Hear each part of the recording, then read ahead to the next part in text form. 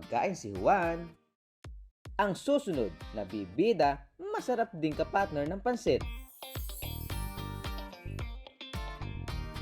Ang Michelin Selected Awardee na Chicken Inasal.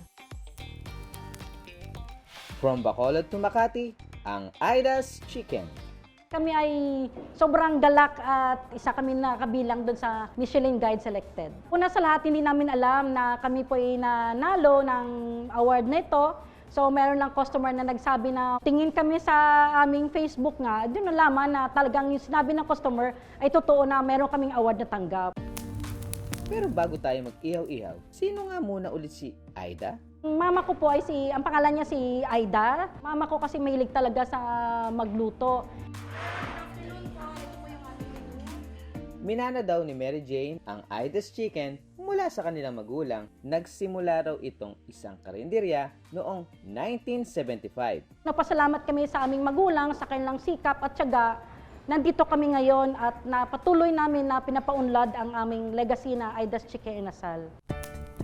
Ang Aida's Chicken sa Makati mula basement ng isang kilalang building to spotlight dahil mula raw nang mapili silang Michelin Selected. Meron kaming 50 seating capacity ay nagdoble po. From 50 kilos yung aming chicken inasal, everyday nagiging 80 to 90 na po.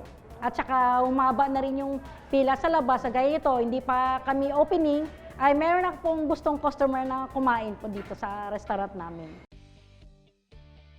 Ang gamit daw nilang ingredients sa pagmamarinade, hinango pa daw nila sa Bacolod. Kaya naman, ang Ilonggo dishes nila ay dinadayo at binabalik-balikan. Pagkatapos ng 30 minutong ihaw-ihaw, pwede nang papakin ang chicken inasal ni Aida sa halagang 215 pesos.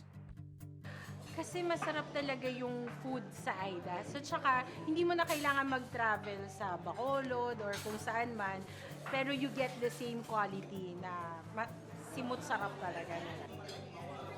Talagang effort na pumunta from Bicol to Makati dahil masarap talaga yung food. This is my second time here. Very tender yung meat niya, tsaka nandun talaga yung lasa ng inasal.